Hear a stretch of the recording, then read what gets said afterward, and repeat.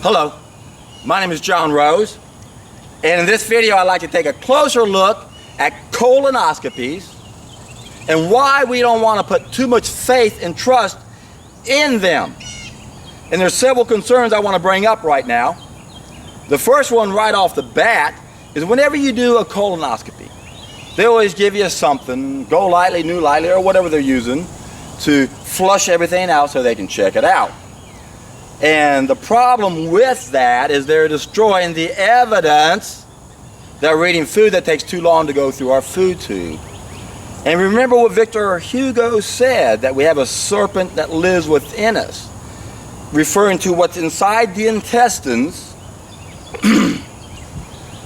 Because if we're the living graveyards of murdered beasts, what do we have inside of our intestines that can then pollute our body and our blood and our thoughts and destroy our kidneys, and the lymph system gets polluted and oversaturated, and we have all these other symptoms. So when you think about the serpent, as Victor Hugo describes it, now what do you think he was talking about? You think he was talking about this relatively fresh stuff or the really old stuff? If you look at the Essene Gospel of Peace, where Jesus made 17 references to the oozing streams of decay in our bowels, and how when we get rid of this, we'll never see disease, and he called it Beelzebub, got a demon inside your body. Now, we know he was talking about the old stuff there because he talked about seeing the worms and other things come out of us like that. But I've given this a lot of thoughts. Remember, I've been studying this for 26 years. That's consumed my life. And I now realize that the relatively fresh stuff that's 1 to 3 days old, I believe is actually more harmful to us than the old stuff that's been in there decades. Some of it.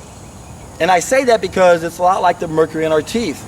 They say that if you had mercury in your teeth for over 20 years, the chances are most of that mercury has already been leached into the body, so we probably don't even need to take it out because it's not that dangerous anymore. That's how I look at the old stuff inside of us. All the bad stuff has already been leached back into us.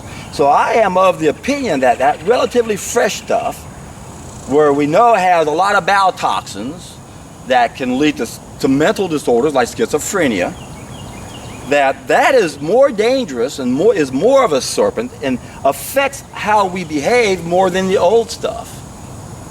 Of course, the behavior itself is what's really the disturbing fact, that we would be willing to kill an animal. And then we are oblivious to the fact that we have those bowel toxins in our system. So, why am I against colonoscopies? Well, in one respect, they destroy the evidence that proves the food we're eating has a bowel transit time that's not healthy for us. That's why they don't teach the elimination cycle to nutritionists. 3 cycles to food: consumption, absorption, elimination. They intentionally, the people who rule the world and control the educational system, don't teach nutritionists anything about the elimination system. So that's why they make stupid statements like there is no right food or wrong food. Everything in moderation, right? Not realizing that some foods don't go through our food tube at the right speed. And what that does to us is many things. One, it changes the ionic pressure in our colon and doesn't allow our body to use our large intestines as an alternative channel of elimination known as a fontanel. So that when our kidneys become damaged and our lymph system becomes saturated, and when our lymph system goes above the toleration point, it has to let off steam like an engine does, and it has a steam safety valve. And what it does, it has to back up into the tissues. And what it usually does, because it's smart, it goes for the organs that can exit the body. So in most cases, what we see is a bunch of nose and sinus eruptions that our so-called experts say it's a cold, it's a flu. No, it's not. It's the lymph system backing up into the sinuses. And if it goes into the lungs, they call it pneumonia. So the lungs are being used as an alternative channel of elimination. The lungs are being used as a fontanel. Our nose is being used as a fontanel. When we eat food with the wrong bowel transit time, takes too long, our colon is not going to be used as a fontanel. But what I do with the first of my 3-step process is, by way of retrograde flow, I turn the colon into a fontanel. So now the body gets to dump all that crap into it, and you get to see it come out of you. So when you do a colonoscopy, there's a lot of problems with it. It destroys the evidence that we're eating food that has a long bowel transit time that's too long. And then most of them only go up the first 2 feet. Well, if you look at our body, the colon starts here, comes up and over and down. The last 2 feet, the ascending colon, or descending colon rather, that's a lot of times they look at that. Well, if there's any place that's not going to be troubled, it's the one that's going with the flow, with gravity. This is the side that's usually going to give us trouble. And what's interesting is, how can you tell if you have garbage on one side of your colon or the other? It's really simple. And I figured this out myself. No one ever told me. I just figured it out because I've been so observant ever since I learned this. One of the first books I learned taught me to look at everybody. So one of the first things I do when I look at someone is I always look at this area. Always. And then I look at everything, but I try to put it all together. And what I see and what I've noticed, especially when I go to the park at this time of the year, my God, it's like 85, but it feels like 95. I go to Memorial Park, no one's wearing a shirt. They have a brain. You're an idiot to wear a shirt where you can't evaporate and cool down. And the women are wearing little bitty sports bras, so what I get to do is I get to see their midriff. And I'm looking at them, and then I'm noticing, my God, some have bulging sides on this side, some have this side, but what I've noticed is whatever side bulges, the foot pronates because of the bulge in that area. And I remember telling this to a woman long ago. She said, well, that makes sense, because when I got pregnant, I bulged down here, both of my legs pronated out. It makes sense, because the leg can't fit into the joint properly.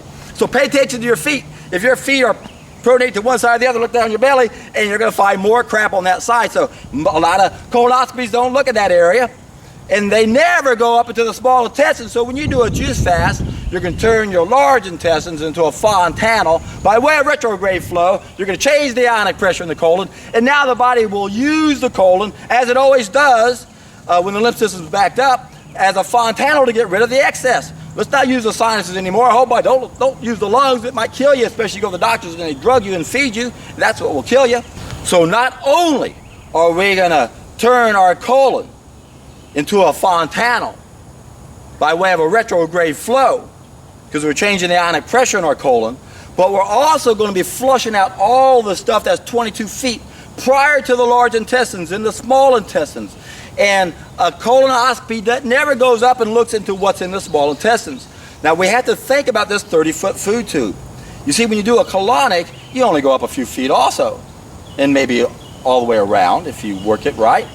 But when you do a juice fast, I like to think of that as a reverse colonic. You're flushing out everything. So what you're going to do on a long, extended, properly conducted juice fast, juice feast, solid food vacation where you're drinking a lot of juice, is you're going to clean out your small intestines. Now that's around 22 feet long. And the surface area of my colon is like the surface area of my hand. It's flat. But when we look at the small intestines, it's more like my fingers or a villi that protrude up to absorb the nutrients. And they say that if we were to take the small intestines and spread them out, it would cover the surface area of a tennis court. Now imagine, if you will, that tennis court having a real small film of dust, which people probably know 90% of the dust in our home is dead skin, right? But just imagine there's dust or dirt or whatever, a real thin, small layer. And now you sweep up the surface area of a tennis court. That's a long area. That's a big area. How big of an area would that be? How big of a pile of crud are you going to flush out of your small intestines? And then imagine if I took my hand and stuck it into some mud and brought my hand back up, and my fingers were coated with mud, so it wasn't a thin layer of dust. It was a really pretty thick layer. Now imagine how big of a pile are we going to get out when we clean the system out. Think of the big bulges people have in their belly area. My friends, it isn't mostly fat or maybe even all fat. It's mostly garbage in their pipes. That's why people come to me and they go, oh, I just had a colonoscopy. I know I'm clean. Oh, really? Let's see what happens. I can't wait. I love it when you guys come to me. Every one of you still see stuff coming out of you. Why? Why is the scope missing? Well, they even admitted in July 2000 in the New England Journal of Medicine, they admitted that the scope and the doctor missed 50 to 62% of the cancerous and the precancerous lesions. And what they don't realize is a lot of the stuff inside of our system, even if it's in the large intestines, isn't in the colon, it's on the other side. So you might see a little dot on the side of the wall, and you've got a little polyp on the side or big bulge. The colon meanders around like a river, and whenever it goes off to one side, stuff can balloon out and have a big bulge, and it's like a cove in a lake. It doesn't have any circulation, so a lot of stuff will go there and just gravitate. You never know if that guy's misses at that on the scope, or if all they see is a little dot on the other side, and they don't know there's a huge mass on the other side. So this is what happened to me. If I was scoped out, they might not have seen anything in me either, but yet I had a 20-pound cesspool in me, and I know they would have, because not everything that came out of me came from those herniated blowouts, but I had a bunch of them, and virtually everyone over 40 in America has them if you're eating a standard American diet. If you're eating meat, or even cooked food probably, and you're sitting on a toilet, and it takes longer than a second or two to defecate, you probably have some herniated blowouts on the walls of your colon. If you're over 40, they even say everyone has them. Over half over 40, and then virtually everyone over a certain age now in America has this. And why is it? We're eating the wrong food, has the wrong bowel transit time. We're sitting on the toilet instead of squatting. We're applying pressure. There's no difference from putting too much air in a bicycle tube, and you have a little bubble, a blowout on the side of the wall. And that's what I had. I had about 100 of them. So don't rely on a colonoscopy. Don't let those things convince you that you're really healthy. Why? Because they're destroying the evidence. They many times only go up 2 feet, and they never go into the small intestines. A lot of stuff that comes out of us comes from the small intestines. A lot of stuff that comes out of us comes from outside of the colon wall in ballooned out sections, or little diverticula, which leads to diverticulosis and diverticulitis. I had diverticulosis because it hadn't reached the pain stage. But what we don't understand, even people who study this, I can't believe they can't figure this out, it boggles my mind, is that doctors are just naming the damn symptom. And people keep looking at the symptom. AIDS, AIDS, AIDS. It's not even a disease, it's a collection of symptoms. Quit focusing on the symptom. Quit looking for the mysterious virus that's causing something. Most viruses are just dead genetic debris, and can that cause a problem? I said over and over, of course. It can bond to weak cells. But the problem isn't the virus, it's the weak person with a bunch of dead genetic debris that didn't infiltrate us. We produce most of it ourselves. And the question we should ask is, why do we have so much of it? Why aren't we cleaning it up? Why is our immune system lowered so we can't clean up the mess? We're doing things that damage the body. In almost every case, we're doing drugs. So, but they found the HIV at the same time. Oh, quit it! What's wrong with you people?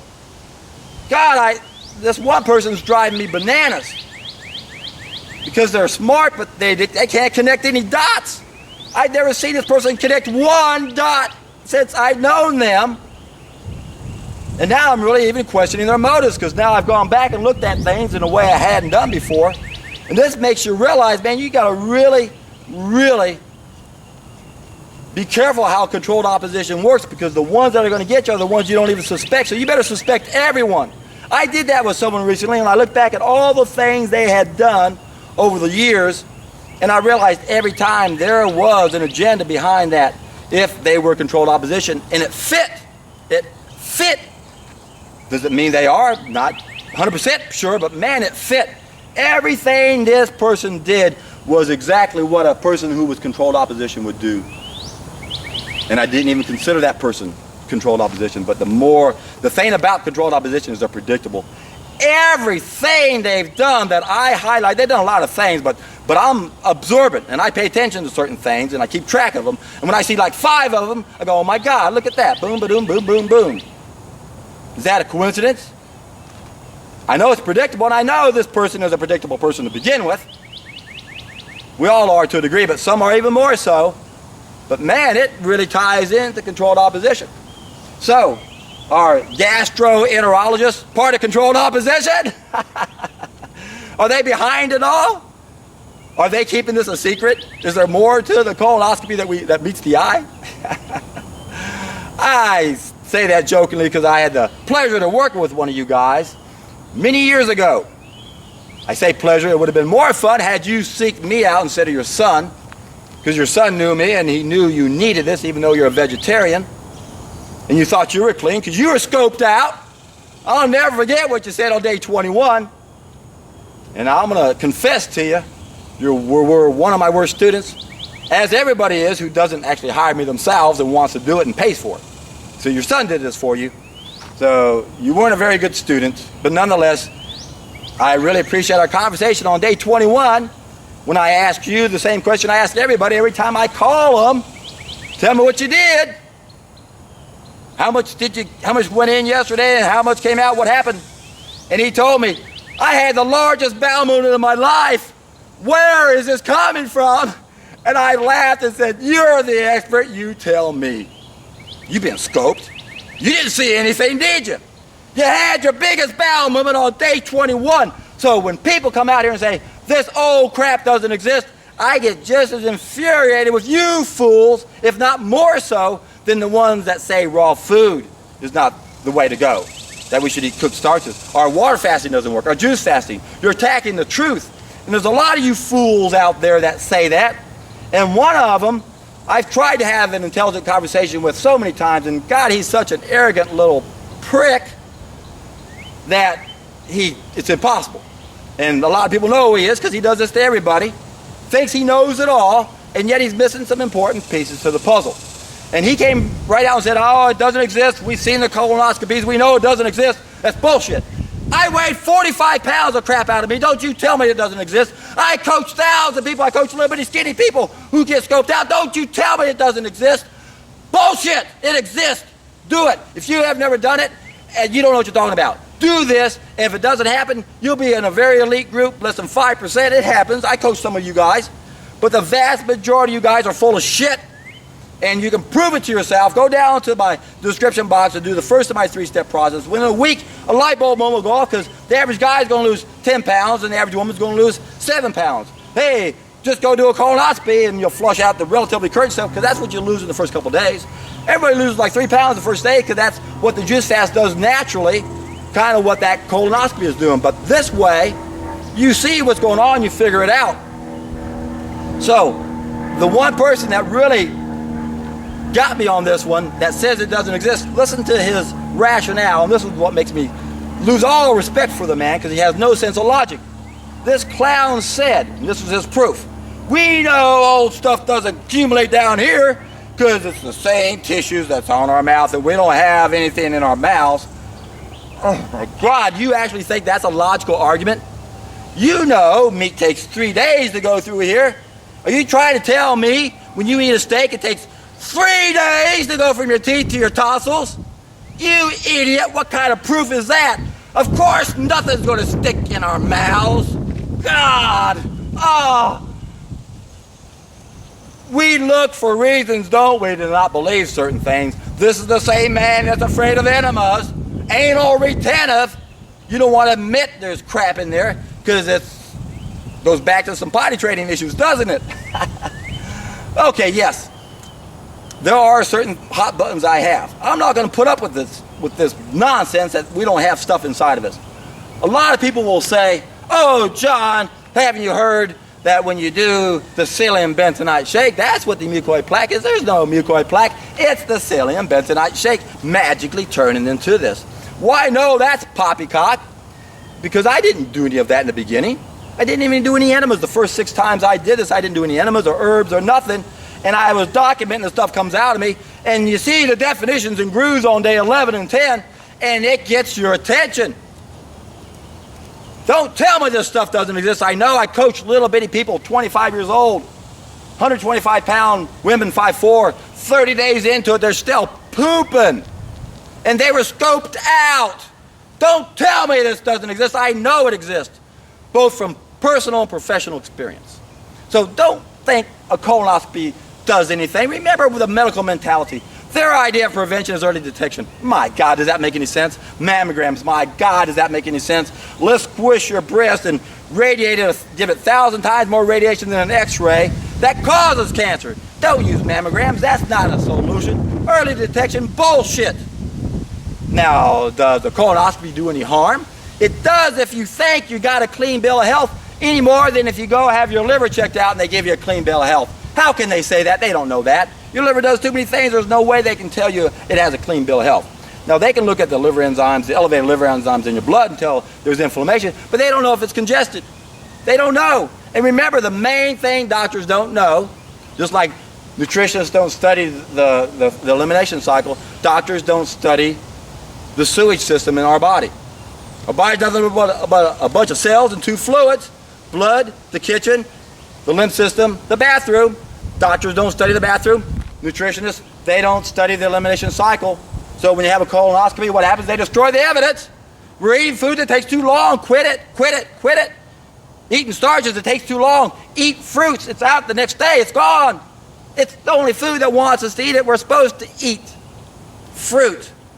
If you think fruit's a problem in any way, you don't know anything about what's going on.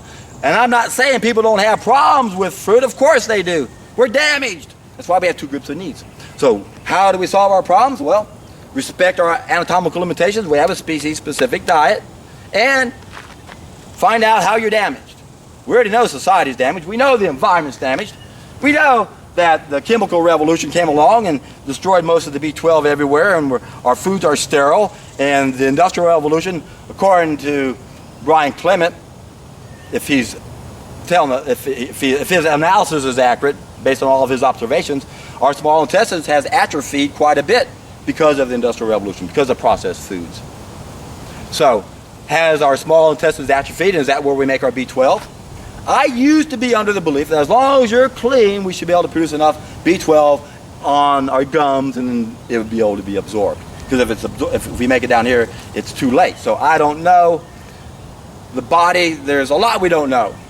If you can't admit you're ignorant, then you really are so ignorant you have no idea that there's a lot out there. When it comes to biology, we know it's not exact science. But what we do know is that the people who rule the world control the educational systems.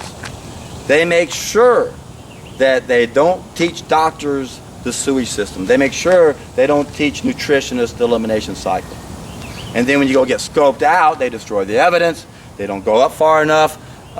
They give the impression that you're okay because we didn't see anything, despite they admit they miss 50 to 62% of the cancers and cancerous lesions, precancerous lesions. They admitted that.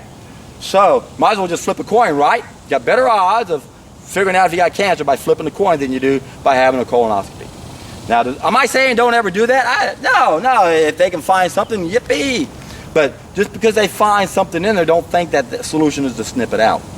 Because the body, we can surgically cut on our body naturally. You can use nature to surgically cut on our body. We can use fasting. The body can heal itself. The body has a way of dealing with all this stuff naturally. So there is a time and a place to have something removed if it's blocking something like the flow of bile or the flow of blood coming out of the head. I talked to someone not too long ago. That happened to them. They had a tumor in their neck, and all of a sudden their blood couldn't drain from their head, and their head started blowing up like a balloon. They had to go to the hospital immediately. They had to drill a hole in their head. Drilling holes in the head, my God, why would you do that? Well, if the head's going to blow up, there's a time and a place. But don't think prevention is early detection. Prevention is changing what we do. Yes, prevention is the key, because most of our problems are self-inflicted based on what we do. The problem, we don't have the knowledge of how to live.